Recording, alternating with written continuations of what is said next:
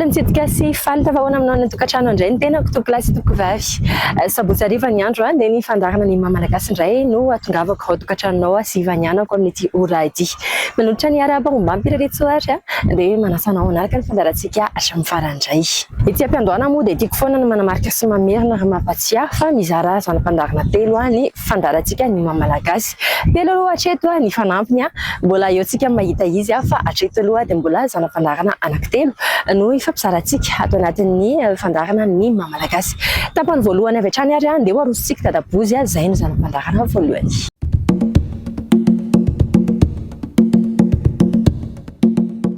Manolotra ny arahaba ho anareo mpanaraka ny fandarana ny mahamalagasy ato amin'ity fahitalavitra TNTV ity. Ny taona moa vaovao dia tsy diso izahay ny mirary fa ho taontsoa ho taom-pahombiazana ho antsika ny taona vaovao 2024. Ny entina amin'ity anio ity dia famaliana fanontaniana heviteny izy ity. 5 ny heviteny nangatahany vitsivitsy aminareo. Voalohany amin'izany ny hoe inona mahasamihafa ny hoe misaotra sy makasitraka. Miaraka ireo indraindray ary indraindray koa nefa dia mandeha singany tahaka ny hoe miteny fotsiny izay miteny hoe misaotra na hoe makasitraka. Misy fahasamihafany tsinona ny hevitra izy ireo. Ny hoe misaotra dia mifantoka manokana amin'izay olona loharanony zavatra nomena, na olona nahazona tombontsoa, na olona nahatondra zavatra tsy nampoizina azy. Zavatra ankasitrahana moa le izy ka manjary mifandray ny hoe misaotra sy ny makasitraka amin'ilay akasitrahana ilay olona. Fa ny hoe makasitraka kosa dia ilay zavatra izay voaray satria nomena. Ilay zavatra izay azo, iny no isitrahana zany hoe hay ny mampiasa azy. Hita ny fahatsarany, hita ny hasarobidiny, dia isitrahana izy amin'ny fampiasana azy, amin'ny famadiana azy ho loharanony fahombiazana sy fitombohana izay ananana na harena. Ka manjary sady misaotra ny olona no makasitraka raha indray banjininy ny olona loharanony zavatra azo sy ny zavatra azo. Ka ao ambadiky ny misaotra dia eo ny tsy maintsy hanomezana fanajana, ny tsy maintsy hanomezana hasina an'ilay olona nanome ilay olona loharanony zavatra azo. Ary amin'ny fankasitrahana kosa dia ny zavatra azo no ifatohan'ny fisitrahana. Dia mazava amintsika fa tsy ny olona no isitrahana fa ny zavatra. Ny hoe misitraka manko dia mampiasa arak'izay ilana azy ka azona tombony.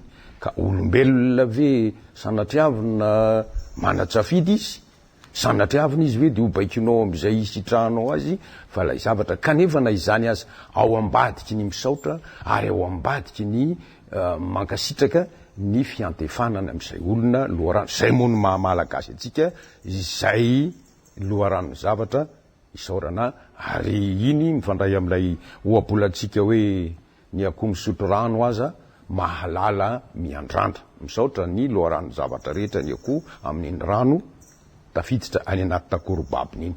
Teny faharoa dia ny hoe inona ny mahasamihafa ny hoe sosona sy ny hoe sosoka.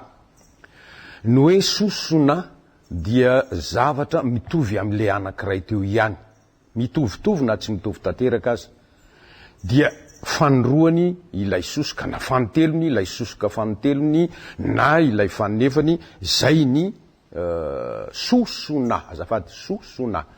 Fa ny sosoka kosa dia zavatra manampy fa misy banga teo. Dia ohatra hoe misy rovotra ny lamba, misy tataka, dia sosohana iny faritra banga amin'ny lamba iny, sosohana.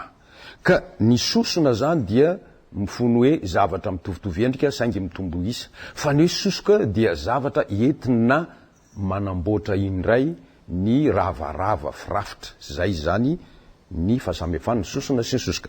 Teny fahatelo, orimbintana sy ny hoe tonombintana. Ny tonombintana dia fitanisana laharana vintana. Mitanisa zany sika hoe lamady adoro ady zao zasorotany sy ny sisa. Fitanisana anarambitana ireo vintana samy hafa ireo izay miteraka fiovaovana eo amin'ny fiainana, eo amin'ny fizotra amin'ny fotoana, izay no ambara hoe tonombintana. Fa ny orimbintana dia matetika misy toerana mihitsy avahana. Ohatra hoe ny avaratra Atsinanana dia loharanon'ny vintana rehetra ka atao hoe alamady izy, dia iny miteraka vintana afo ohatra. Ny vintana atsimo Atsinanana, ny asorotany zany de hoe vintana rano, dia iny toerana atsimo Atsinanana izy zany raisina hoe orimbitana. Dia ohatr'izay koa ny adijady aty amin'ny zoro andrefana avaratra, ohatr'izay koa ny zoro ady mizana ary atsimo andrefana ady mizana, miteraka vintana rivotra ny adijady, miteraka vintana tany. Dia orimbintana satria mifahatra amin'ny toerana ny orina, zany hoe toerana no ambara amin'izay orina izay, koa tsy mitovy ary ny hoe orimbintana sy ny hoe tonombintana. Manaraka indray, tononandro sy toetrandro, mifandray amin'izay voateny teo ihany. Tononandro dia fitanisana ny fiovaovana ateraky ny vintana lamady voateniko teo fa hoe afo, ny vintana sorotany voateniko teo fa hoe rano, ny vintana ady mizana de voateniko teo fa hoe rivotra, ny vintana adijady de hoe mitondra vintana tany. Dia hoy aho hoe izay fiovaovana ateraky ireny orimbitana sy tonombitana ireny, izay no atao hoe tononandro. Fa ny hoe toetrandro de iny lay fiovaovan'ny abakabaka, misy singa be deabe eo amin'ny abakabaka ao izay manovany ety amin'ny tany ka manjary ho mivadika ho misy orana na misy fibaliahana, balika be ny andro, na manjombona ny andro, na mangatsika ny andro, na misy rivotra be mifofofofo. Ireny rehetrarehetra iny antsoina hoe toetrandro. Tsy mitovy zany ny tononandro sy ny toetrandro. Tononandro resaka vintana zay, toetrandro fiovaovan'ny andro, fiovaovan'ny zavaboary. Ary manarakaraka an'izay indray dia ny teny hoe aingam-panahy, teny tokana, sy ny hoe aingam-panahy, misy tsipanoizana, teny roa zay. Ny aingam-panahy dia ilay manolotra hevitra, fietseham-po betsaka ao anatintsika ao, ka mahatonga antsika hamoaka hevitra, hamoaka vetsovetso, hamoaka fandresen-dahatra. Aingam-panahy zay. Ka tsy mitovy zay amin'ny hoe aingam-panahy. Aingam-panahy misy fanahy mihitsy renao, tsapanao mibaiko anao. Zareo mpitoroteny zao ohatra de milaza an'izany matetika izy hoe tendreo ny lelako, ny dikany hoe tendreo ny lelako iny de alefaso ny fanainganareo fanahy masina mba hahatonga ny toroteny zay atao ho mandona ny foniny ny mpiaino ho tena hoe tsy avy amin'olombelona fa avy amin'Andriamanitra araka ny filazan'ny mpivavaka azy. Aingam-panahy mitovy zay amin'ny hoe aingan'ny fanahy, aingan'ny fanahy masina, aingan'ny zanahary, aingan'ny anjely. Fa ny hoe aingam-panahy teny tokana, iny ilay ambarantsika amin'ny fiteny mahazatra hoe inspiration, feeling. De mazava ka iny ary ny namaliko ny fanontaniana 5 momba ny heviteny avy aminareo mpiaino, ary ankasitrahana ianareo amin'ireny fanontaniana ireny satria izay no ilananay amin'ity fandaharanyity, manome an'izay zavatra azonay atolotra amin'ny fandinianay. Dia eto aho dia manararaotra manonona ny laharam-pinday ahafahanareo mifandray amiko tahaka zany fanontaniana teo zany ny misy any aminareo. Ny laharana dia ny 034 77 870 08. Averiko indray mandeha 034 77 780 08. Averiko fa misy diso a 034 77 870 08. Zay ary tompoko ny amin'iny fa dia makasitraka anao nanaraka fandaratsika. Fanomiravana indray izay atao amin'ny Sublime Beauté. Tsara moa mampafantatra fa ny New Tendance Beauté ihany no Sublime Beauté. Ny toerana dia mifindra aty Ivato aéroport.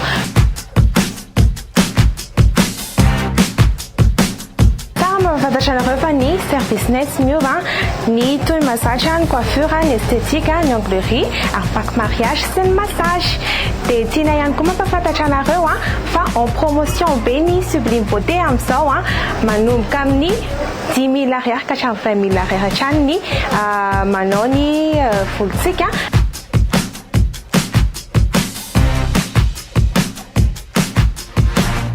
Mampafantatra anareo hatrany fa izay atao amin'ny Sublime Beauté dia manao promotion d'ouverture sady promotion Noël ihany koa hatramin'ny janoary 24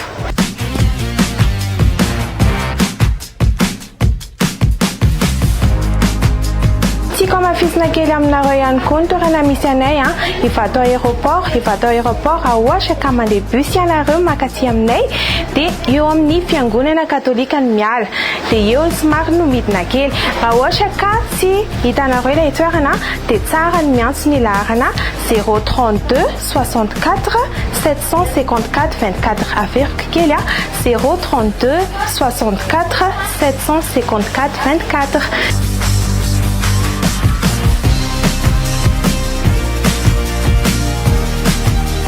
Raha te hifanerasera aminay koa sy nareo te hifanerasera tsy tapaka dia tsy dio ny pejinay Sublime Beauté.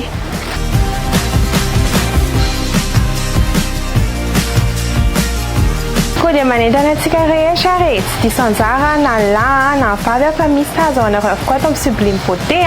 Manararaotany le promotion fa hatramin'ny volana janoary 2024 izao.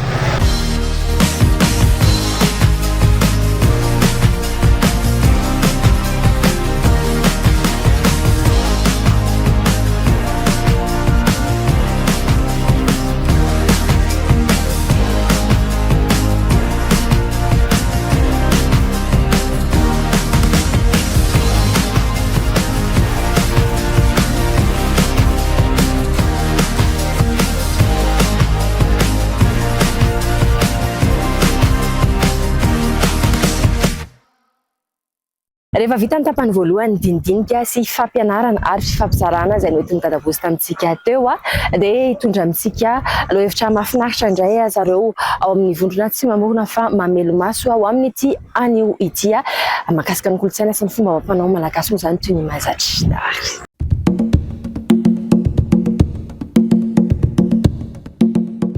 Fahalamaravantsika rehetra mpanaraka amin'ny fandarana. Vaovao ny taona dia resaka zavatra tsy dia mbola firesaka loatra itsika mahakasika an'izay tontolon'ny fomban-drazana izay. Tato ato dia atao hoe voaresaka matetika ny sotoavy na ny fomban-drazana, ny pitakasy na ny mpandala fomba tena nivon'ny fiarahamonina. Izay resaka mandeha izay no matetika lasa mitarika ny olona sasany mihevitra fa ny fanontana fady na ny fanimbazimbana ny toerana fanasinana anankiray dia mety afoana na ahafahana manimba ny fomban-drazana. Araka ny olona zaiko tany aloha be tany dia diso hevitra ireny olo ireny. Mitovy tsy hisy valaka amin'ilay olona mamaky fasana mangalatra taolapaty zay fiheverana diso raha mihevitra ny olona fa ny fangalarana ny taolapaty dia afoana ny mpamadika na ny fanimbazimbana ny toerana fanasinana dia afoana ny ampanasina ao anatin'izay aresaka tontolon'ny fomban-drazana izay. Azavaina avy hatrany fa ny fomban-drazana raisitsika ny resaka famadihana dia tsy lay hita maso no zava-dehibe. Ny hita maso famonosana lamba ny taolambala, fanoloana vaovao ny taolambala, zay no hita maso, tsy iny velively marika hita maso fotsiny iny, fa lay fanomezana haja, fanomezan-kasina andreo razana ny Andohany no zava-dehibe. Ka na sanatria ny vavaladiny lehilahy tsy misy tsony lay razana ao anatin'izany fasana izany, de mbola azo atao foana tompoko ny famadihana.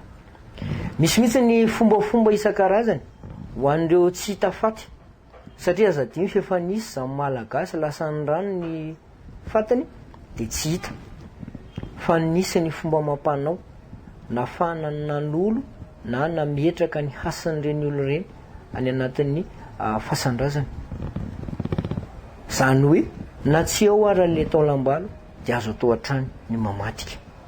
Tak'izay ihany koa ny resaka fanimbazimbana na fanososiana ny asin'ny toera-manakasina ho an'ny mpanao fomban-drazana toany le resantsika eto. Taona maro no efa nisiny zany fanimbazimbana ny fomban-drazana zany, nalaza tany amin'ny taona 90 na ny taona 2000 tany zany tafika masina zany, zay tafika noforonona mihitsiny hoentina nimbazimbana ny fomban-drazana. Saingy 2024 ankehitriny mbola mijoro ny mpandala ny fomban-drazana, mbola manana ny asiny ny fomban-drazana. Izany hoe na inona atao entina nimbazimbana ny fomban-drazana, rehefa mijoro ny mpandala ny fomban-drazana, rehefa sarotiny amin'ny asiny mpandala ny fomban-drazana de mitoetra trany ny asina amin'izany toerana izany. Aza tonoana fa reny toerana ireny dia natsangan'olombelona mba ahafahana mifandray amin'Andriamanitra Andriananahary, ahafahana mifandray amin'ireo fanahy tsy hita maso ireo, tahaka ny fiangonana, tahaka ny moské, tahaka ny toeram-panasinana rehetra amina finoana hafa. Izany hoe raha ohatra ka manimbazimba na manota fady ny toeram-panasinana ho an'ny mpandala ny fomban-drazana reny olona reny, dia mitovy tsy misy valaka amin'ny manimbazimba amin'ny fiangonana anankiray na moské anankiray.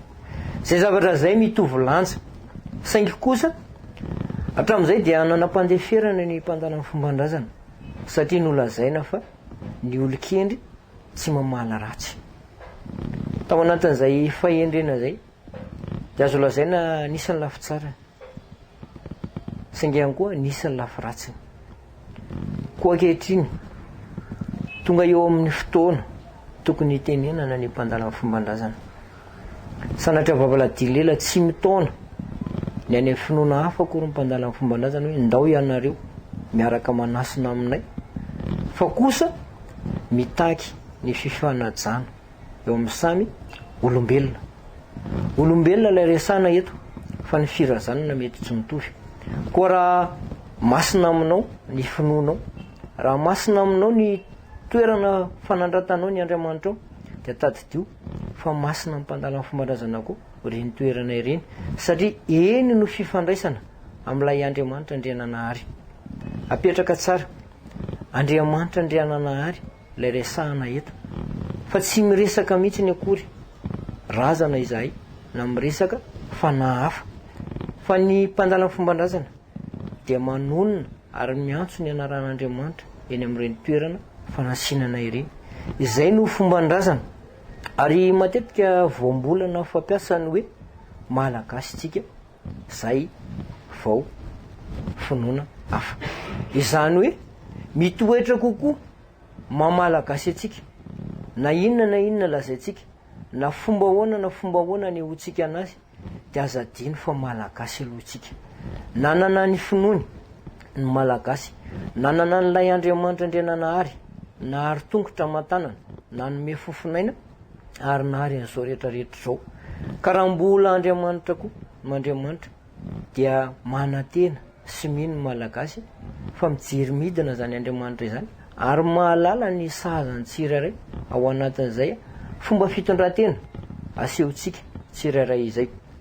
Koa entanina ny rehetra, iangaviana ny rehetra, mba samy ametraka n'ilay sotoavin'ny malagasy dia ny fifanajana aoka isika ifanaja na amin'ny fomba na amin'ny finoana satria malagasy ray malagasy reny ary indrindraindrindra misy raha malagasy mikorina ao anatintsika ka raha sarotiny ianao amin'ny finoanao de taditio fa ireo olo ireo ihany koa de sarotiny amin'ny finoana sanatria tsy akatezerana akory fa hoentina antsina ny diso ozy ny oam-pitenenana hoe zay tsy miady olombolo fa zay tofo mpamosavy ary itsika tsy maina fa lena mety misy ny fahadosoana teny tsefatsefany teny saingy kosa mezaka tsika manintsy an'ilay fiarahamonina mba tsy hitrangatsony ny zavatra efa fahita hatramin'izay dia ny fanontana fady ataon'ny finoana hafa ny mpandala ny fomban-drazana mba hisian'ny fifanajana mba hisian'ny fifamezakasina dia samy amin'ny toerana misy anazy angambany no mety fa tsy fifampisalovana ka ny mpivavaka na ny mpandala ny finoana hafa dia nimbazimba ny finoana hafa fa raha sanatria vavaladillela ka tonga any amin'ny toerana misy anareo ny mpandala ny fomban-drazana miaraka amin'ny fitaovana rehetrarehetra de mety anahirana angamba ny fiarahamonina izay sika menakavy voanana olana goavana koa de mbola tsy mihitatra ny hafa de mbola tsy arava ny tamboho dia entanina ndrehetra inona fa manam-panahy tsika rehetra ao anatin'izay fifandraisana sy fifampitondrana samy malagasy izay mirara soa mirarany tsara ho atsika malagasy mba ahita fahasoavana ahita fanambinana amin'izay rehetra ataotsika mianakavy rehetrarehetra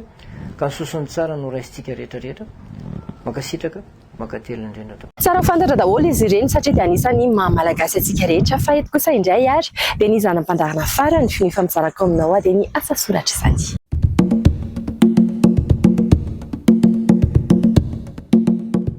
Tiavam-pomangina ty ianao hoe ty dia mitavandra ny fameno sy aradia, ty dia manantena ny famatotry ifangi, ty dia miandrandra fiaradalana dory, eny ty dia manonofo ny ombina fitika nefa saino sidiny ora toka misy fanahina, raha malala hoe mandory raha kobonina izy ty fa ho fisorohana ny atambo dia tiavam-pomangina.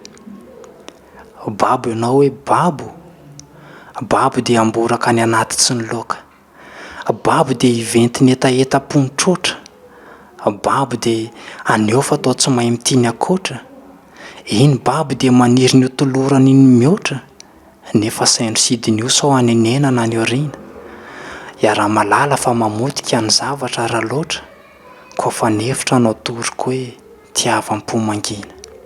Andry Alza. Izay ara no makasika ny zanam-pandarantsika androany sy ny fandarana mihitsy ny ary ny tena marina tapitra hatreo ny fandarana ao amin'ny tia anio tia mankasitraka ny Sublime Beauté etsy vata mikarakara Nicole amin'ny taovolo sy ny tareha toy ny efa sary hitantsika teo moa dia eny ny toerana misy an'zareo indray toerana vaovao izay nifindrahan'izy ireo ny tolotra rehetra izay sy ny zava-misy ao amin'izy ireo tsy miova fa ny toerana fotsiny no miova izay raha malinanao izany dia afaka miantso ianao na mijery ny pagen'izy ireo amin'ny Facebook na manatona eny toerana ihany koa dia mankasitraka ny ekipa teknika mankasitraka anao any an-trano sy nisaraka taminay hatramin'ny farany ho amin'ny arina aniotsika aloha hevitra vaovao afandray filma-tomoko.